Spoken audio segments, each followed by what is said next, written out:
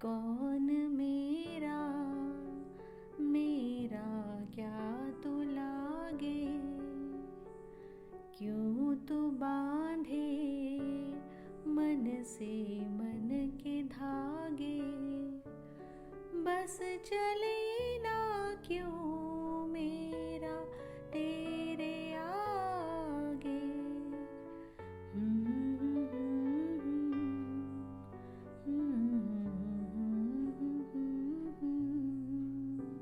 Hi friends, welcome back to my channel Dr. Neeta's Travel Verse. My name is Dr. Neeta Singh.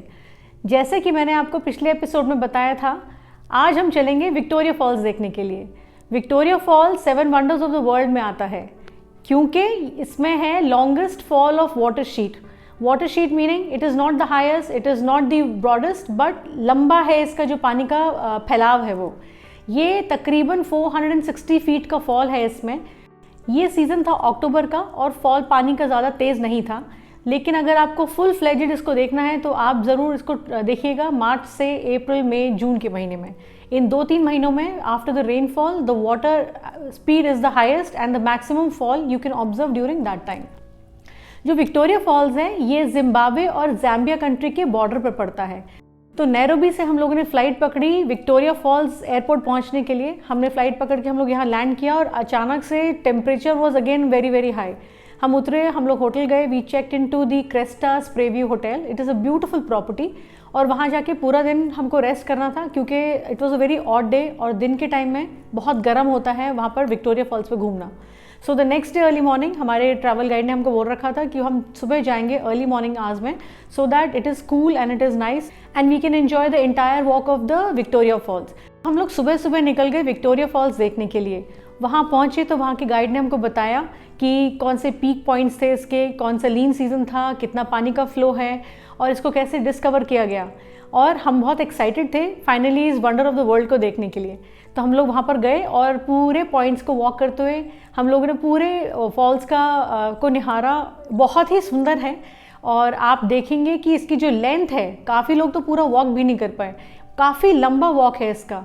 अभी भी पानी का spray इतना strong था कि दूसरी तरफ खड़े होकर हम पूरे भीग गए। यहाँ पर एक थंडरबॉल्ट फ्लावर है जो कि सिर्फ गरजने से और थंडर होने के टाइम पे खिलता है। इतने सारे थंडरबॉल खिले हुए थे वहाँ पर। हमको पता लगा एक दिन पहले ही बारिश हुई थी जिसकी वजह से थंडरबॉल फ्लावर्स पूरे खिले हुए थे। दोनों तरफ ग्रीनरी थी और पानी बहुत ही सुंदर था। इतना उसका जो स्प्रे था पानी का उसकी वजह से वहाँ पर रेनबोज बन रहे थे। एक बार में आप 2-2, 3-3 रेनबोज देख सकते थे। हम लोगों ने लंबा सा वॉक किया, फोटोग्राफ्स लिए। पानी का लेवल लो था इसलिए आप देख सकते थे कि लोग नीचे राफ्टिंग भी कर रहे हैं, बोट से राफ्टिंग हो रही थी। तो दूसरी साइड जो कंट्री थी ज़ाम्बिया, वहाँ पर काफ़ी टूरिस्ट आए हुए थे और वो तो पानी में बैठ के नहा रहे थे क्योंकि फॉल काफ़ी कम था। वहाँ पर एक स्पॉट है डेविल्स चेयर जहाँ पर लोग स्विमिंग पूल की तरह वहाँ पर तैरते हैं। This is right in the centre of the river, but क्योंकि ये सेफ था, क्योंकि पानी का फ्लो कम था, आप टूरिस्ट को देख सकते थे उसमें नहा रहे थे, सब इंजॉय कर रहे थे। हम इस तरफ से खड़े होके उस तरफ का सीन निहार रहे थे। फाइनली हम लोगों ने विक्टोरिया फॉल्स का पूरा वॉक ख़त्म किया। It is a beautiful path. तकरीबन 18 पॉइंट्स हैं जहाँ से आप विक्टोरिया फॉल्स को निहार सकते हैं, उसका नज़ारा ले सकते हैं। हमने अपना वॉक कंप्लीट किया और 10 बजे तक इतनी गर्मी थी कि हम वहाँ पर और ठहर नहीं पाए। We finally came back and boarded the bus and we headed back to the hotel. हम बहुत रिलीफ थे कि हम वापस होटल में आ गए हैं एंड यकीन मानिए अक्टूबर के महीने में वहाँ पर full fledged air condition room हमको बहुत सुहा रहा था। वहाँ पर एक चीज़ हमने और देखी, जिस होटल में हम लोग रुके थे वहाँ पर पेड़ पे आम लगे हुए थे, पेड़ लदे हुए थे आम फलों से। हम भी सरप्राइज थे कि अक्टूबर के महीने में वहाँ पर आम का फल इतना ज़ोर से आ रहा था। हमारे गाइड ने हमको बताया कि शाम को हमको जाना है एक बोट क्रूज़ के लिए and this is the sundowner. तो हम बहुत एक्साइटेड थे देखने के लिए कि बोट क्रूज़ कैसा होगा और वहाँ बैठ के हम सनसेट निहार सकेंगे। तो we finally boarded the boat and we started the cruise. हमारे जो बोट के कैप्टन थे वो काफ़ी एक्सपीरियंस कैप्टन थे और उन्होंने हमको बताया कि हम रिवर में हिप्पोपोटामस देख सकते हैं, एलिफेंट्स देख सकते हैं। उन्होंने ये भी कहा that the river is infested with crocodiles and all sorts of water creatures there, so we have to stay safe and not bend over the sides of the boat. The cruise started और हमारी boat जो थी वो upstream जा रही थी। रास्ते में हमने देखा on the side of the river वहाँ पर जो एलिफेंट्स थे वो पानी पीने के लिए आए थे शाम के टाइम पे, 1, 2, 3 there were lot of elephants there and we were really happy to see them in their natural habitat. हमने हिपोपोटामस देखे जो नदी के बिल्कुल किनारे पे थे. पानी के बीचों बीच हमें ऐसा कोई एनिमल दिखा नहीं, ना क्रोकोडाइल्स दिखे. They must be deep inside, but we were happy to spot the elephant and the hippopotamus. Then we cruised a little more, and there you could see the river Zambezi divided into two parts. And we were seeing how the two nations are just divided by the river. On the right hand side we had Zambezi country, and on the left hand side we had Zimbabwe. बहुत ही सुंदर था वो देखने के लिए कि how natural phenomenons keep happening कि एक रिवर के द्वारा दो नेशनल बाउंड्री एक डिवाइडेड है दो कंट्रीज के बीच में. So we waited there, we sat there for some time enjoying the view, the river, the entire scenic beauty and how the sun was going down. All of us clicked pictures, sang some songs, really enjoyed. So we came back to the hotel and it is a very beautiful property. जिस एक बात का ध्यान हमें रखना पड़ेगा कि जब आप केन्या, जिम्बाब्वे कंट्रीज ट्रैवल करते हैं आपके पास पानी का थोड़ा सा स्टॉक होना चाहिए because water is not freely available, you have to purchase water here. So we retired for the evening, had a hearty meal, and also Zimbabwe में एक चीज़ था, while they had continental food, but it was really not to the Indian taste. Everything was little bland. And the most famous dish that you should try and have here is ugali. This is made of corn और ये जो है ये staple diet है यहाँ पर. यहाँ पर इतनी तादाद में कॉर्न प्रोडक्शन होता है कि वो इसको एक्सपोर्ट भी करते हैं and this is like the regular meal which is consumed. So this is ugali which is steamed corn. आप ज़रूर ट्राई कीजिएगा. अब था हमारा दूसरा डेस्टिनेशन, वो था Cape Town and we were so looking forward to the South African part of the travel because बहुत सारे किस्से सुने थे. Cape Town is famous for buildings, its famous for its natural landscape, its famous for so many things. And हम लोग देख रहे थे कि हमको केप टाउन, जोहान्सबर्ग जो सिटीज़ थे हमारे, हमने सारा इसके ऊपर प्लानिंग करके रखा था क्योंकि हमने सुना था यहाँ पर हम बहुत कुछ देखने वाले हैं. So the next day morning we caught a flight again and we flew to Cape Town. So we finally landed in Cape Town and the first shock we got was the weather. हम आ रहे थे 35 degree temperature से जहाँ बहुत गर्मी थी और यहाँ पर हम लैंड कर गए 13 डिग्री टेम्परेचर में. हमको इतनी ज़ोर से ठंड लगी that we all of us pulled out a pullovers and we wore all of the woollen clothes that we had. Cape Town पहुँच के हमारा पहला स्टॉप था तड़का रेस्टोरेंट जहाँ हमने गरम गरम खाना खाया. खाना खाने के बाद we headed towards the hotel जहाँ हम रुके हुए थे, the Capetonian. It is a beautiful property. Please do stay at Capitonian. Lovely place. Very comfortable and very very luxurious and very warm and it was very very nice. इतनी ठंड के बाद हमें बहुत अच्छा लग रहा था वहाँ पहुँचने के बाद. उसके बाद we rested for a while. शाम को we stepped out for dinner and looked around the place. And after that we retired for the evening. तो दूसरे दिन वेदर ठीक ना होने की वजह से हम लोग केबल कार राइड नहीं कर पाए और हम लोग टेबल टॉप माउंटेन पे नहीं गए. हम लोगों ने डिसाइड किया कि हम लोग नेचर वॉक कर आएंगे. It is known as the Kirstenbosch garden जो कि बेहतरीन है और बहुत ही खूबसूरत है. काफ़ी लंबी वॉक है. हमको पहले ही वार्न कर दिया हमारे गाइड ने कि आप फ्लैट शूज़ पहन के चलिएगा बिकॉज रास्ता काफ़ी संकरीला है और आपको काफ़ी सीढ़ियाँ उतरनी चढ़नी पड़ेंगी. तो we headed towards the garden. It is a conservatory. वहाँ पर आपको 200 साल पुराना, 175 साल पुराना आपको जो बोनसाई ट्रीज़ हैं वो आपको मिल जाएंगे. They have actually been cultured there and you will be surprise to see that. आपको यकीन नहीं होगा देख के कि कितना पुराना ट्री इतने हेल्दी वे से वहाँ पर कल्चर किया हुआ है. बेहद खूबसूरत था. हमने बहुत सारे फोटोग्राफ्स खींचे, बहुत सारे वीडियोज़ बनाए. बहुत सुंदर फूल खिले हुए थे और it was you don't want to come away from there. It was very beautiful. यहाँ से निकलने के बाद हम एक हिस्टोरिकल ओक्स गार्डन और देखने गए जिसका नाम था स्टेलनबॉश और ये बहुत ही बेहतरीन है. शहर के बिल्कुल बीचों बीच बनाया गया है और इसमें आपको ब्रिटिशर्स के टाइम की इमारतें यहाँ पर दिखाई देंगी. आपको यहाँ पर पानी का एक छोटा सा पॉन्ड बनाया गया है और आपको ब्रिटिशर्स के टाइम की एक तोप रखी दिखाई देगी. एक वहाँ पर मॉन्यूमेंट भी है और ये सारे वो लेजेंड्स हैं जिन्होंने यहाँ की इंडिपेंडेंस के लिए फाइट किया था. It is a very beautiful garden with all historical monuments placed on different locations. After seeing this place we went for a quick lunch क्योंकि हमारा अगला डेस्टिनेशन था केप ऑफ गुड होप का light house. कितना सुना था Cape of Good hope के बारे में. This is the last point of the African continent. We were so excited कि वहाँ जाके फाइनली हम भी उस जगह पे खड़े होकर फोटोग्राफ खिंचवाएंगे. We boarded the bus and we headed towards the Cape Point. वहाँ पर गए तो वहाँ जाके एक छोटी सी ट्रैम चलती है जो आपको बिल्कुल हाइट तक लेकर जाएगी लाइट हाउस पे. बिकॉज हवा का झोंका इतना तेज़ था कि उसको बर्दाश्त करना मुश्किल था. लोग खड़े नहीं हो पा रहे थे, हम लोग गिर रहे थे, तो दीवार के सहारे पाइप पकड़ के चढ़ रहे थे. I am really proud of my parents because they had the will and the adventure spirit to brace that wind. खड़ा होना बहुत मुश्किल था. मतलब हम लोग धीरे धीरे एक दूसरे को पकड़ पकड़ के we finally reach the top of the light house. मैं तो अचंभा करती हूँ कि वहाँ जो लाइट हाउस था वो बनाया कैसे गया होगा. इतनी तेज़ हवाएं चल रही थी कि आपके हाथ में अगर कुछ भी आपके हाथ से छूटा तो वो मिलना नामुमकिन था. लाइट हाउस पे पहुँचने के बाद आप एक्चुअली देख सकते हैं कि ये एक ऐसा पॉइंट है जहाँ से आपको जितनी दूर नजर जाए सिर्फ ओशन दिखता है. एक तरफ पे इंडियन ओशन और दूसरी तरफ पे अटलांटिक ओशन. इतनी तेज़ हवाएं कि वहाँ खड़ा होना मुश्किल था. फिर भी हम लोग थोड़ी देर वहाँ खड़े रहे ये देखने के लिए कि किस तरह से लोगों ने यहाँ खड़े होकर उस टाइम पे भी इसको कमांड किया होगा. We had a good view of the entire place and photographs खींचने के बाद हम लोग वापस आए.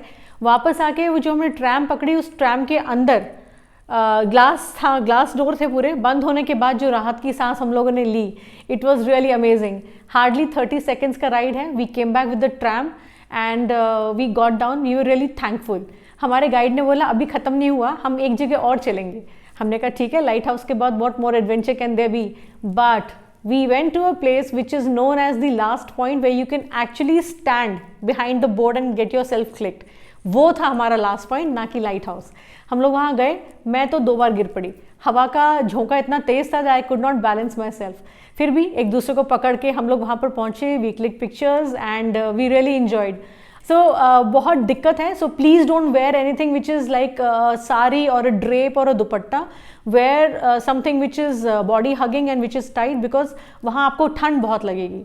Despite the month of October जो कि वहाँ का समर सीजन स्टार्टिंग होता है, वहाँ बहुत ठंड थी. हम लोग finally Cape of Good Hope से वापस आए एंड तो नेक्स्ट डे हमको जाना था सील आइलैंड, जहाँ पर हमको बहुत सारे सील्स देखने को मिलने वाले थे. और ऐसा कहा गया है कि वहाँ जो आइलैंड था वो भी सील के शेप में था. तो हम बहुत एक्साइटेड थे. हम लोग सुबह सुबह वहाँ पर पहुँचे और हमने देखा कि किनारे पर ही 2-4 लोगों ने सील को ही पेट बनाया हुआ है. अगर आपको उनके साथ फोटोग्राफ खिंचाना है तो आपको उनको $1 देना पड़ेगा, which was a very expensive affair because हम तो सील आइलैंड जा ही रहे थे. So we finally got into the boat और हम लोग बड़ी खुशी से जाके सबसे ऊपर वाले डेक पे बैठ गए. ये हमको नहीं पता था कि वहाँ पर इतनी तेज़ हवाएं हैं कि हमको अनबेरेबल हो जाएगा वहाँ पर ट्रैवल करना ऊपर. जैसी बोट चली वो ठंडी हवाएं फिर से शुरू हो गई और हम लोग एक दूसरे के साथ चिपक के बैठे हुए थे क्योंकि समझ नहीं आ रहा था कि जो जैकेट्स हम लोग लेके गए थे वो भी हमारे को कम पड़ रहे थे. हवा बहुत तेज़ थी. बहरहाल 20 मिनट्स के बाद हमारी बोट सील आइलैंड के पास पहुंची और वहाँ पर हमने बहुत सारी सील्स देखी इन द नेचुरल हैबिटेट. कुछ थी जो पानी के अंदर तैर रही थी और कुछ स्टोन पे बैठी हुई थी. This is the island where all the seals are majorly found and यहाँ पर सील्स की हंटिंग बिल्कुल अलाउड नहीं है, प्रोहिबिटेड है. हम लोगों ने फोटोग्राफ्स किए और उसके बाद एक राउंड लगाने के बाद we all came back. The seals here are endangered species, so people are very careful about taking care of the seals. They don't even feed the seals, nor do they hunt the seals. और हमने देखा वो island ही एक seal के shape में था, इसीलिए उसको सील आइलैंड बोलते हैं. हमने उसका एक वीडियो बनाया और फोटोग्राफ खींचे and we were very happy to be back because वहाँ पर बहुत ठंडी हवा थी. अचानक से पानी भी स्प्लैश करके आपके ऊपर आता है तो और ज़्यादा ठंड लगती है. So anybody who is travelling to the seal island when you go to Africa, please ensure आप अच्छे से वुलन्स लेके जा रहे हैं वहाँ पे या विंड शीटर्स लेके जा रहे हैं. उसके बाद we got back to the mainland और फिर we went for a quick lunch. हमारा अगला पड़ाव था एक वाइनरी. वाइनरी के लिए तो कुछ चाहिए नहीं, आपको ज़्यादा सोचने और बोलने की ज़रूरत नहीं है. We were very excited. हमारे जो गाइड थे उन्होंने हमारे लिए टेस्टिंग के लिए वहाँ पर एक बुकिंग कर रखी थी पहले से ही. तो एक काफ़ी लंबी ड्राइव के बाद 2 घंटे की ड्राइव के बाद तकरीबन हम लोग वहाँ पहुँचे. यहाँ पर वाइनरी काफ़ी तादाद में आपको मिलेंगी. जैसे कि यहाँ का जो सॉइल है that is very good for growing grapes. तो आप देखेंगे कि उस 2 घंटे की ड्राइव में चारों तरफ बहुत सारी वाइनरीज थे. We finally landed at the winery और वहाँ जाके जो हमारी टीम थी वो 2 लोगों में डिवाइड होगी। एक टीम वो थी जो वाइन टेस्टिंग करने जा रहे थे और दूसरी टीम वो थी जो चाय कॉफ़ी पीने जा रहे थे। Majority of them fell into the wine tasting team and we all went there. वहाँ की जो होस्ट थी वो बहुत ही अच्छी थी, उन्होंने काफ़ी इन्फॉर्मेशन हमारे को वाइन के बारे में दी और हमारे को 6 तरह की वाइन्स उन्होंने टेस्ट करना बताया। कौन सी वाइन कौन सी चीज़ के साथ जाती है उन्होंने ये भी बताया। बहरहाल हम सारा भूल गए, but you can see the video and you can see the time that we enjoying at the winery. Beautiful place, very beautifully done landscape. और we after having tasted the wine and enjoying a self, I think everybody was a little high. हम आके बस में बैठे और सबका अंताक्षरी का session शुरू हो गया। Finally we reach the hotel and we retired for the evening and that is how we spent a day. अगले दिन जो वेदर था वो बिल्कुल क्लियर हो गया था, क्योंकि हम सारे मिलके ऊपर वाले से प्रे कर रहे थे कि वेदर क्लियर कर दीजिए, क्योंकि हमको केबल कार राइड करनी थी। That is very famous because it is known as the table top. Table top mountain की खासियत ये है कि it is absolutely straight, as straight as a table, और आपको एक भी उबड़ खाबड़ या उसकी आकृति में कुछ ऐसा मेक नहीं है कि आप कह पाओ कि ये फ्लैट नहीं है। हम एक्साइटेड थे ये देख के कि how can nature work wonders and make it so flat. African continent में ये एक वंडर ऑफ द वर्ल्ड दर्ज किया गया है। तो हम लोग वहाँ पर सुबह सुबह पहुँच गए, क्योंकि वहाँ पर काफ़ी टूरिस्ट था। और तो हमारे गाइड ने बताया कि हमको बहुत जल्दी सुबह निकलना पड़ेगा, क्योंकि केबल कार जो है बहुत दिनों बाद खुली है और बहुत तादाद में टूरिस्ट उसकी वेट कर रहा है। हम लोग जल्दी जल्दी सुबह तैयार हुए एंड वी रीच देयर, और यकीनन वहाँ पर टूरिस्ट की इतनी लंबी लाइन शुरू हो गई हमारे पहुँचने के बाद। So we were quite lucky and we got into the cable car, we reach the top. और वहाँ जाके हमने देखा कि देखने लायक ऐसा कुछ नहीं था। It was only boulders and bushy vegetation there. मुझे थोड़ा सा डिसअपॉइंटमेंट हुआ कि नीचे से हमको उसको देखने की इतनी ललक थी, ऊपर जाके ऐसा कुछ नहीं था। It was just nature's way of having created that table top so flat, it actually turned into a tourist point. Baharhal, I took a round of the complete entire tabletop, which is like not smooth to walk. अगर आप table top mountain visit कर रहे हैं तो आप flats पहन के जाइएगा, so that the walking is very comfortable there. वहाँ पर सुविनेर एक शॉप है और आपको वहाँ से अगेन एक तरफ आपको सिटी दिखाई देगी, दूसरी तरफ से आपको ओशन दिखाई देगा। So after looking at the 360 view of the city and the entire place, we took the cable car back. एक बहुत इंटरेस्टिंग बात यह है केबल कार की कि उसका जो फ्लोर है वो रोटेटिंग है, तो आपको साइड बार नहीं पकड़ना है, जिसके बारे में हमें मालूम नहीं था। तो हम वो साइड बार पकड़ के उस पूरी केबल कार में रोटेट कर रहे थे। रोटेशन से आपको उतरते समय सारा 360 व्यू दिखाई देता है, जो कि बेहद खूबसूरत है, और सिटी का पूरा नज़ारा वहाँ से देखने को मिलेगा आपको। हम लोग वहाँ से उतर कर आए and then finally we boarded the bus, we went for a quick meal and उसके बाद we headed towards the penguin beach. Now we are heading towards the Hood Bay, which is famous for African penguins. African penguins हमारी जो Antarctic का जो penguins हैं उनसे different हैं, क्योंकि Antarctic penguins are bigger in size and these are very small. तो हम जाते हैं इनको देखने के लिए। हमने देखा कि एक वाइट सैंड बीच है और उसके ऊपर बहुत सारी पेंगुइन्स हैं वहाँ पर। कुछ पेंगुइन्स धूप में बैठी हुई थी, कुछ पत्थर पे थी, बाकी कुछ पानी में नहा रही थी and it was like really nice to see them for quite some time. वहाँ खड़े होकर आप निहारिए इनको and you will actually start enjoying their activities. We clicked some pictures and finally came back from there, and we also bought some souvenirs, penguin souvenirs for our friends in India, and then we came back to the hotel. So we come back to the hotel and we decide to rest for the night, क्योंकि अगले दिन हमको जाना है whale watching के लिए, जिसको देखने के लिए दुनिया भर से लोग आते हैं। इसके बारे में मैं आपको बताऊंगी अपने अगले वीडियो में। So do stay tuned, do like and subscribe my channel, Dr. Neeta's Travel Verse, and thank you for watching.